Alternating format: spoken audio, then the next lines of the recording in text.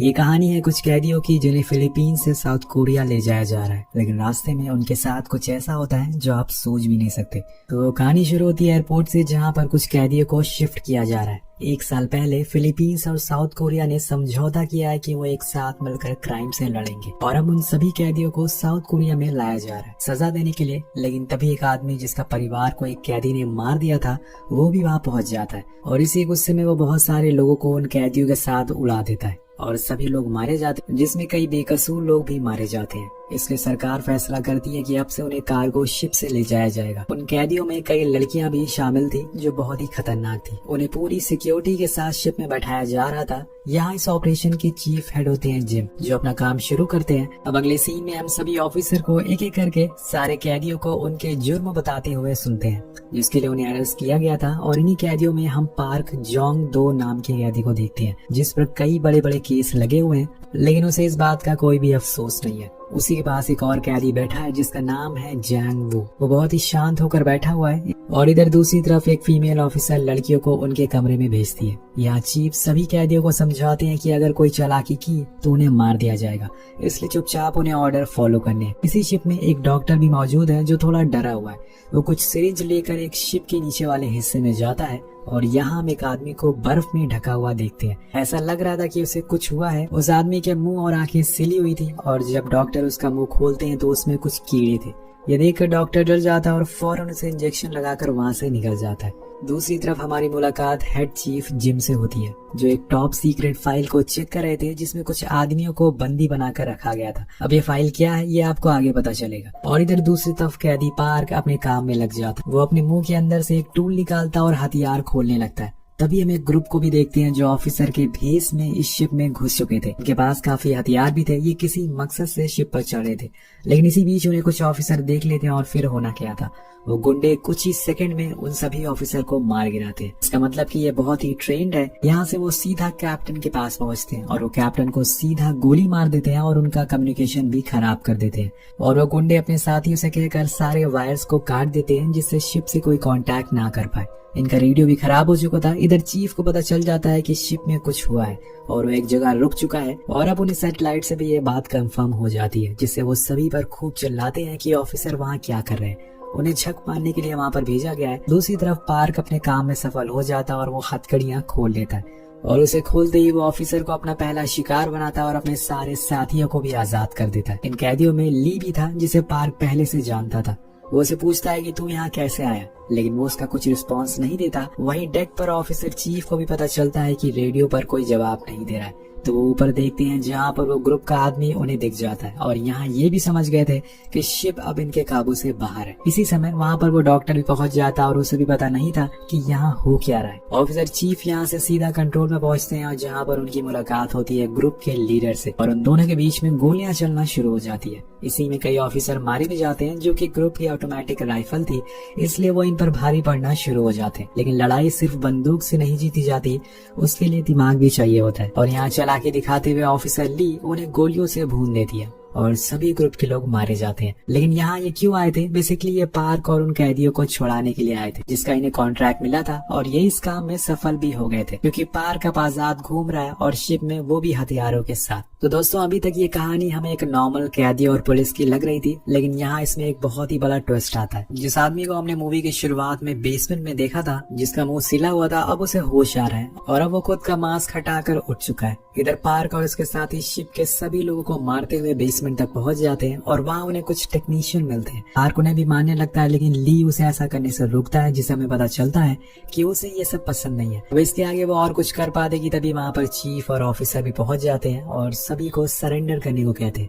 लेकिन इन कैदियों को देखकर लगता नहीं कि ये किसी के सुनने वाले। वो सभी उन ऑफिसर से भिड़ जाते हैं, और अंधाधुंध गोलियां चलना शुरू हो जाती है। ये एंट्री होती है हमारे खलनायक की, उसी आदमी की जो कि अब तक बेहोश हुआ था। उसकी आंखें सिली हुई थी, इसलिए वो देख नहीं सकता था, बस उन्हें हल्के हल्के विजन आते थे। और तभी ये कैदी उससे लड़ने के लिए पहुंच जाता है। तो ये खलनायक, जिसका नाम होता है अल्फा, वो उसे इतनी जोर से मारता है कि वो उड़ते हुए थोड़ी दूर पर जाकर गिरता है। और ये देखकर सभी की फट के फ्लावर हो जाती है कि ये बंदा है कौन। वो एक एक करके लोगों को ऐसे मार रहा था जैसे कि वो कोई खिलौना हो। और तब हमें पता चलता है कि ये एक सुपर ह्यूमन है और इसे लड़ पाना बहुत ही मुश्किल है। और वो एक एक करके सभी ऑफिसर का कचूमड़ बना देता है। उसके आगे कोई टिक ही नहीं पा रहा था। अब बारी थी पार्क की, और पार्क भी उसे देखकर पहले तो फट चुकी थी। वो पार्क को एक हथौड़े से मारता है जिससे कि उसकी सारी पसलियां टूट जाती है और उसका सर कुचल देता है, और इस तरह से हो जाती है उसकी मौत। जहाँ हमें लग रहा था कि असली विलेन पार्क है, लेकिन असली आदमखोर तो ये निकला। अब दोस्तों यहाँ पर बचते हैं कुछ चुनिंदा लोग, जिसमें थे कैदी जैंग, ऑफिसर ली और एक बूढ़ा कैदी और चीफ।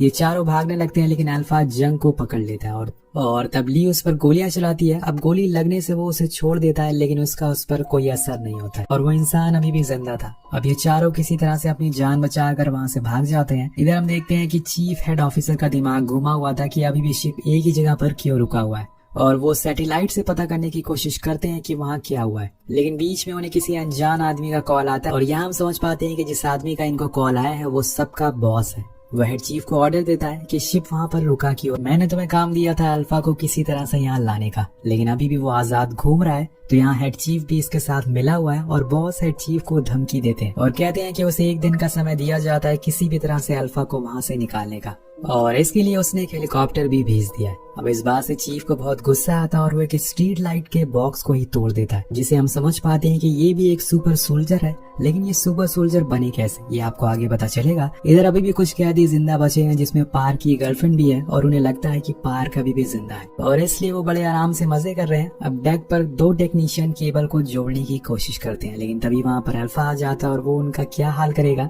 ये आप समझ गए होंगे। अब यहाँ अल्फा की आवाज डॉक्टर को भी आती है, और जो अपनी गर्लफ्रेंड के साथ मौजूद था। लेकिन अब बारी थी उसकी गर्लफ्रेंड की। यहाँ अल्फा उसकी गर्लफ्रेंड पकड़ लेता है और उसका हलवा बना देता है। ये देखकर डॉक्टर वहाँ से भागना शुरू करता है, और वो भागते हुए चीफ ऑफिसर से टकराता है, और डर कर वो उन्हें बताता है कि वो एक राक्षस है जिसकी आंखों पर टाके लगाए गए थे ताकि वो किसी को देख ना सके। ली उसे पूछता है कि वो है कौन और यहाँ कैसे आया, लेकिन डॉक्टर को यहाँ कुछ भी पता नहीं होता। उसे बस अच्छे खासे पैसे मिले थे हर 6 घंटे में उसे इंजेक्शन लगाने का, जिसे अल्फा भी होश रहे और किसी को नुकसान ना पहुंचाए। लेकिन यहाँ कैदी आजाद हो गए और उसने वो इंजेक्शन नहीं लगाया, जिससे कि अल्फा को होश आ गया। नो जेनरिक नाम की एक फार्मा कंपनी ने दिया है जो कि विटामिन बेचती है, जिसे लोग 10 साल जवान हो जाते हैं, और हो सकता है कि उसने कुछ एक्सपेरिमेंट किया हो जिससे ये सब कांड हुआ हो। अब वो बूढ़ा कैदी डॉक्टर से लाइफ बोट के बारे में पूछता है, क्योंकि हर शिप में वो मौजूद होती है, लेकिन डॉक्टर बताता है कि वो तो बर्बाद हो चुकी है, अल्फा ने उसे खराब कर दिया। अब और जानकारी के लिए डॉक्टर उन्हें बेसमेंट में ले जाता है, जहाँ पर अल्फा को कैद करके रखा गया था। ली को यहाँ कुछ फाइल्स मिलती है जिसमें पता चलता है कि इस आदमी पर कुछ टेस्टिंग चल रही थी, जिसकी वजह से ये ऐसा बन गया। लेकिन सबके मन में एक ही सवाल था कि आखिर ये आदमी इस जहाज पर क्या कर रहा है। अब यहाँ डॉक्टर को एक लैपटॉप भी मिलता है जिसमें कुछ और इन्फॉर्मेशन थी, जैसे कि टेस्ट अल्फा पर किया गया है और ये जरूरत से ज्यादा खतरनाक है। इतना ज्यादा दर्द झेलने की वजह से ये इतना खलनायक, और इतना ज्यादा दर्द झेलने की वजह से ये इतना हिंसक बन गया है। इसके अंदर भेड़िए की काबिलियत है और ये एक आम इंसान से 5 गुना ज्यादा सुन सकता है। अल्फा के अंदर जो प्रोटीन पाया जाता है वो एंटी एजिंग के लिए काम आता है। मतलब दोस्तों, उसकी प्रोटीन इस्तेमाल करके फार्मा कंपनी दवाइयां बनाती है जिससे उम्र ना बढ़ सके। और इसी के साथ कहानी जाती है पास्ट में 1943 में, जहां पहली बार अल्फा के ऊपर टेस्ट किया जा रहा था। ये टेस्ट जापान में हो रहा था और तभी अल्फा जाग जाता है और एक एक करके सभी डॉक्टर के साथ ऑफिसर को भी मार देता है, और इसी तरह से जन्म होता है अल्फा का। अब कहानी प्रेजेंट में आती है और यहाँ जो कैदी बचे थे वो अल्फा उनके पीछे पड़ चुका था, और बचते हैं सिर्फ 2 कैदी, एक बूढ़ा आदमी और पार्क की गर्लफ्रेंड जेना। वो दोनों भागकर लिफ्ट में जाते हैं और सोचते हैं कि उनकी जान बच गई, लेकिन तभी अल्फा लिफ्ट के ऊपर कूदता है और वहीं से गोलियां चलाना शुरू करता है। गाइस, ये बंदा सच में टर्मिनेटर है, मतलब इसके अंदर डर नाम की कोई चीज ही नहीं है। अब वो लिफ्ट को हाथों से ही तोड़ देता है और बूढ़े कैदी को पकड़ लेता है। जेना बस चिल्लाती रहती है कि उसे छोड़ दे, लेकिन वो एक शैतान था और तभी वहाँ चीफ ऑफिसर भी पहुंच जाते हैं, लेकिन वो उसे बचा नहीं पाते और अल्फा वहाँ से निकल जाता है। और इधर दूसरी तरफ हम हेड चीफ को देखते हैं जो अब अल्फा को पकड़ने के लिए निकल चुके थे। उनके साथ कुछ सोल्जर भी थे और ये कोई नॉर्मल सोल्जर नहीं थे, ये सभी सुपर सोल्जर होते हैं। इधर शिप पर चीफ जेना को बचाकर वहाँ से भाग रहा था, लेकिन तभी अल्फा उन्हें देख लेता है। तो चीफ जेना को एक फ्रीजर में छुपा देता है और अल्फा से लड़ने की कोशिश करता है, लेकिन एक सुपर सोल्जर के आगे कहाँ कोई टिक पाएगा, और कुछ ही सेकंड में वो उसका भेजा बाहर निकाल देता है और यहाँ पर ऑफिसर की भी मौत हो जाती है। वो पड़ चुका था जेना के पीछे, लेकिन जेना अपना दिमाग चलाती है और वो मरने की एक्टिंग करती है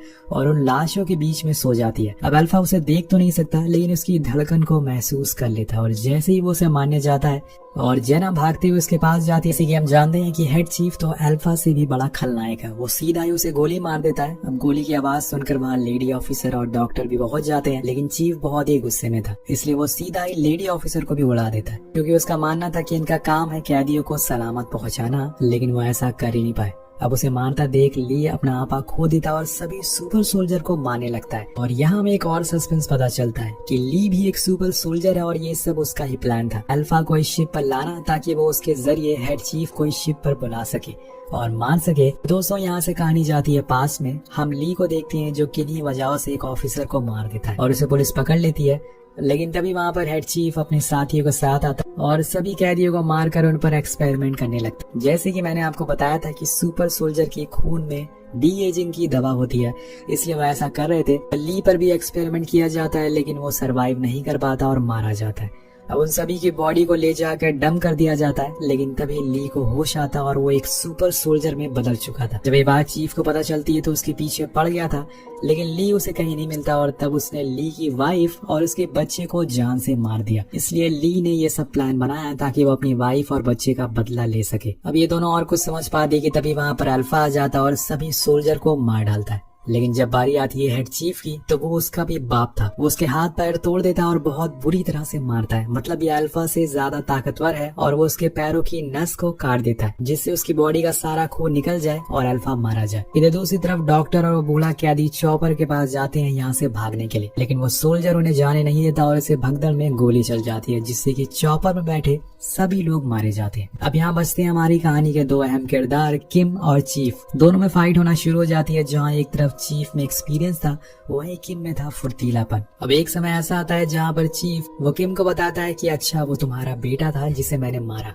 अब ये सुनकर किम पागल हो जाता और चाकू से उसे काट डालता है। वो सीधा उसे लेकर समुद्र में छलांग लगा देता और अब उसे बिना मारे वो छोड़ेगा नहीं। सीन शिफ्ट होकर पहुंचता है एक जेल में, जहां हम चीफ के बॉस को देखते हैं जो कहानी का मेन विलन है और इस पर भी अल्फा की तरह एक्सपेरिमेंट किया गया था, लेकिन आज वो एक बिजनेसमैन है और उसी की फार्मा कंपनी है जिसके बारे में मैंने आपको बताया था। अब यहाँ बॉस को एक और अल्फा चाहिए था जिससे खून से वो एंटी एजिंग मेडिसिन बना सके और गेस करिए उस जेल में उसे कौन मिलता है। जी हाँ, एक लड़का जो है किम का बेटा। वो अभी भी जिंदा है, मतलब चीफ ने उसे मारा नहीं है क्योंकि ये पहला इंसान था जो बर्थ से ही सुपर ह्यूमन है। और ये बच्चा कितना ज्यादा ताकतवर हो सकता है ये आप आइडिया लगा सकते हैं। इधर दूसरी तरफ हम किम को देखते हैं जो अभी भी जिंदा है और समुद्र से बाहर निकलता है और अब वो अपनी बेटी की तलाश में निकल चुका है और अगले पार्ट में हम देखेंगे कि कैसे वो और बॉस में लड़ाई होती है। और इसी के साथ ये कहानी यही खत्म हो जाती है। वेल, आपको ये कहानी कैसी लगी नीचे कमेंट करके जरूर बताएगा। मिलते हैं आपसे अगली वीडियो में। Thank you so much watching.